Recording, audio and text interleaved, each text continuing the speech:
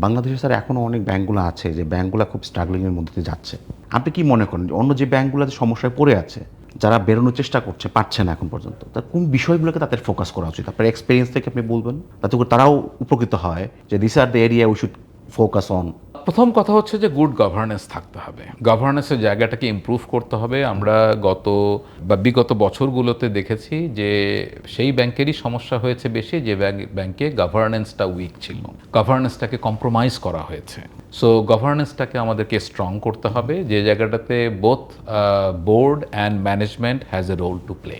দ্বিতীয়ত জিনিস হচ্ছে যে আমাদের প্রতিটি ব্যাংকের কিন্তু চ্যালেঞ্জগুলো কিছুটা হলেও ডিফারেন্ট, এটা Right. সবারটা এক্স্যাক্টলি একরকম হবে না, বাট হয়তো কমন কিছু প্রবলেম আছে। যারা এখন সমস্যায় ভুগছেন তাদের তারল্য সমস্যা আছে, ক্যাপিটাল সমস্যা আছে এবং এনপিএল সমস্যা আছে। তো এই জায়গাগুলোতে এগুলোকে ম্যানেজ করার জন্যে তাদের মতো করে তাদের নিজস্ব প্ল্যানিং একটা করতে হবে। বাট বড় একটা জিনিস হচ্ছে যে গুড ম্যানেজমেন্ট প্র্যাকটিস, একদিকে যেমন বললাম গভর্নেন্স, অন্যদিকে হচ্ছে ম্যানেজমেন্ট প্র্যাকটিস। এই ম্যানেজমেন্ট প্র্যাকটিসগুলো যদি বজায় রাখা যায় তাহলে এগুলো আস্তে আস্তে বেটার হবে।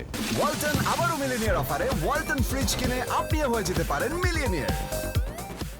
এমপ্লয়িজরা হচ্ছে যে কোনো একটি ব্যাংকের জন্য, আমরা কোর ব্যাংকিং সিস্টেম বলি, অ্যাপ্লিকেশন বলি, বিল্ডিং বলি, ব্রাঞ্চেস বলি, কোর হচ্ছে আমাদের সহকর্মী, আমাদের যারা পিপল, এমপ্লয়িজ।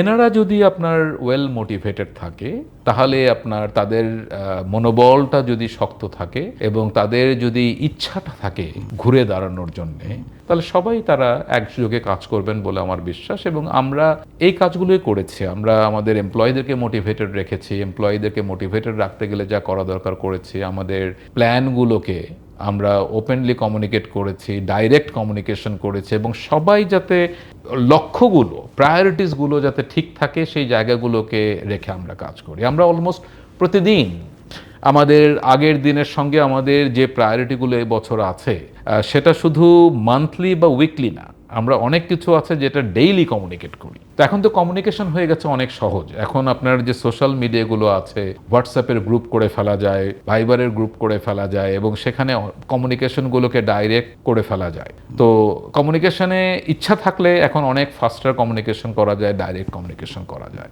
সো ওভারঅল যদি বলি, একটা গভর্নেন্সের সাইড, ম্যানেজমেন্ট প্র্যাকটিসের সাইড, এমপ্লয়ি মোটিভেশনের পার্ট একটা আছে, এবং এমপ্লয়ীদেরকে একটা উদ্যমের মধ্যে রাখা, উজ্জীবিত করে রাখা, যাতে তারা সবাই একটা লক্ষ্যে কাজ করে। এই কাজগুলো করলে আমার ধারণা যে সবাই তাদের বেটার রেজাল্টগুলো পাবেন এবং ঘুরে দাঁড়ানোর প্রক্রিয়াটা শুরু হবে।